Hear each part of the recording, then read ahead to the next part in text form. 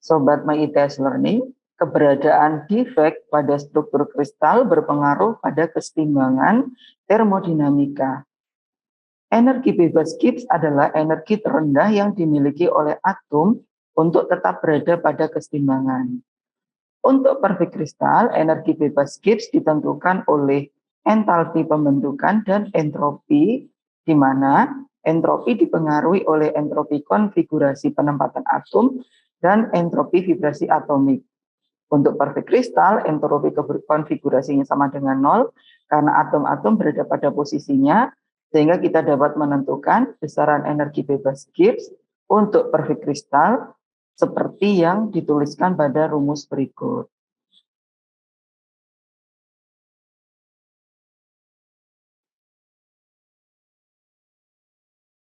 Sobat MyITS Learning, bagaimana dengan pengaruh keberadaan cacat pada kristal pada keseimbangan termodinamikanya?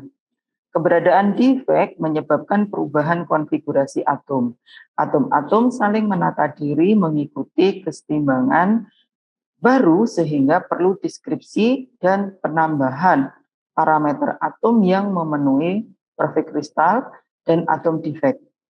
Keseimbangan baru juga berlaku untuk vibrasi atom, sehingga rumusan entropi vibrasi juga berubah akibat defect.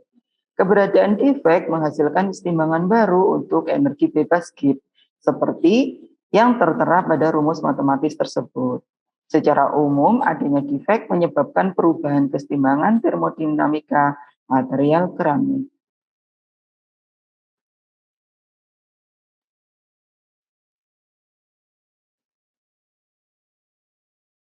Sobat MyITS Learning, khusus untuk Schottky dan Kringle defect, dapat dirumuskan korelasi antara vakansi dan jumlah atom yang menyebabkan cacat poin dengan perubahan energi bebas Gibbs.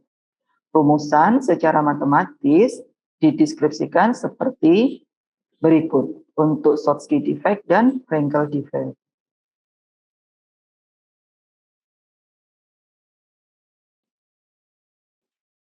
Sobat MyITS Learning, saya mengajak Anda untuk mempelajari bagaimana mekanisme doping strontium pada kisilan tanum iron oxide. Doping diberikan sebanyak fraksi mol 0 hingga 0,25% berdasarkan rumus kimia untuk senyawa La1-X SrX FeO3. Artinya doping Sr menggantikan La sesuai dengan fraksi mol yang tertera. Mekanisme doping dilakukan untuk mengetahui pembentukan defek yang terjadi akibat doping Sr pada perovskite LaFeO3 serta penentuan muatan pada bahan dielektrik tersebut. Pada tekanan parsial oksigen yang rendah, Sr menempati site La dengan menyisakan satu elektron bebas. Fe tidak berubah sehingga Fe tetap menempati tempatnya, sedangkan oksigen akibat perubahan tekanan parsial rendah maka mengalami intrinsic defect yang menghasilkan vakansi O. Agar terjadi keseimbangan, maka pada persamaan reaksi defek disetarakan dengan keberadaan dua elektron bebas. Keadaan ini menjadikan bahan dielektrik kelebihan elektron dan pembawa muatannya adalah elektron atau tipe N. Sedangkan pada tekanan parsial oksigen tinggi, persamaan reaksi justru menghasilkan hole sebagai pembawa muatan atau tipe P pada bahan dielektrik. Pemberian doping mempengaruhi perilaku pembawa muatan pada suatu material untuk fungsi-fungsi elektronik seramik.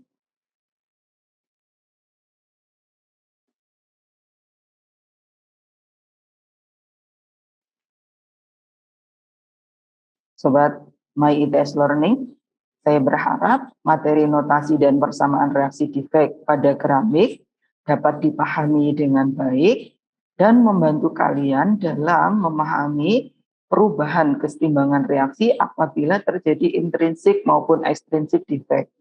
Pemahaman akan notasi defect membantu kalian dalam menentukan jenis muatan dan menentukan perhitungan terkait dengan keseimbangan termodinamika serta perilaku elektronik untuk material keramik canggih. Sampai jumpa dengan materi-materi lainnya.